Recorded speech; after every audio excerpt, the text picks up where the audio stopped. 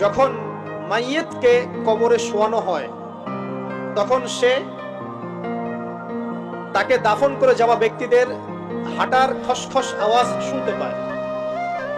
এরপরে তাকে যখন শুইয়ে দেওয়া হয়, সে যদি মুমিন ব্যক্তি হয় তাহলে তার মাথার দিকে তার সালাত এসে দাঁড়িয়ে যায়। দুনিয়াতে আপনি যে নামাজগুলো পড়েছেন, আমি যে নামাজগুলো পড়ছি, এগুলো মাথার দিকে দাঁড়িয়ে যায়। ডান দিকে চলে আসে তার সওম মানে কি? রোজা। বাম দিকে চলে আসে যাকাত।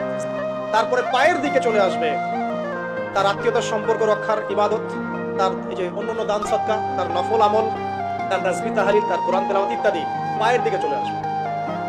এখানে একটা হাদিস এসেছে, সূরাতুল মুলক যে ব্যক্তি রাতের বেলা তেলাওয়াত করবে, কোন সূরা ভাই? তাবারাকাল্লাযী বিয়াদিহিল মুলক ওয়া হুয়া আলা কুল্লি শাইইন কাদির। এই সূরা যে ব্যক্তি রাতের বেলা করে তেলাওয়াত করবে, ইনশাআল্লাহ সূরা মুলক কবরে তার সাথে থাকবে।